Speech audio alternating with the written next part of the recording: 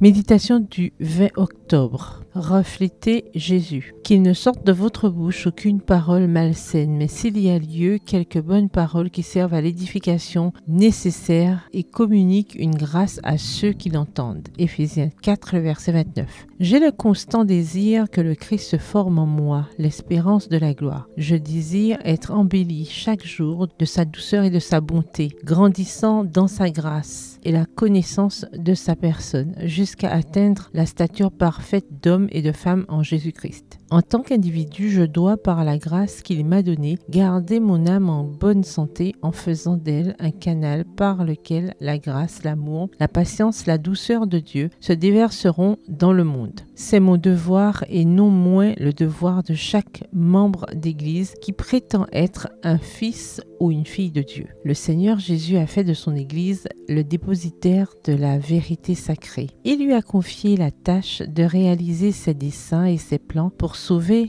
les âmes pour lesquelles il a manifesté tant d'intérêt et cet amour sans borne. Comme le soleil dans notre monde, le soleil de justice se lève au milieu des ténèbres morales. De lui-même, il a dit « Je suis la lumière du monde » Jean 8, le verset 12, et a dit à ses disciples « Vous êtes la lumière du monde » Matthieu 5, le verset 14. En reflétant l'image de Jésus-Christ par la beauté et la sainteté de leur caractère, par leur renoncement et leur séparation de toutes les idoles, grandes ou petites, les disciples montrent qu'ils ont appris à l'école du Christ. Extrait tiré du livre Notre haute vocation, la lecture du 29 août à la page 249. Il est dit de Jésus que des paroles pleines de charme bouillonnaient dans son cœur et qu'une langue exercée lui avait été donnée pour le mettre en état de soutenir par la parole celui qui est abattu. Psaume 45, le verset 2, Ésaïe 50, le verset 4. Et le Seigneur nous adresse cette recommandation. Que votre parole soit toujours accompagnée de grâce. Colossiens 4, le verset 6. Et qu'elle serve à l'édification de tous ceux qui l'entendent. Éphésiens 4, le verset 29.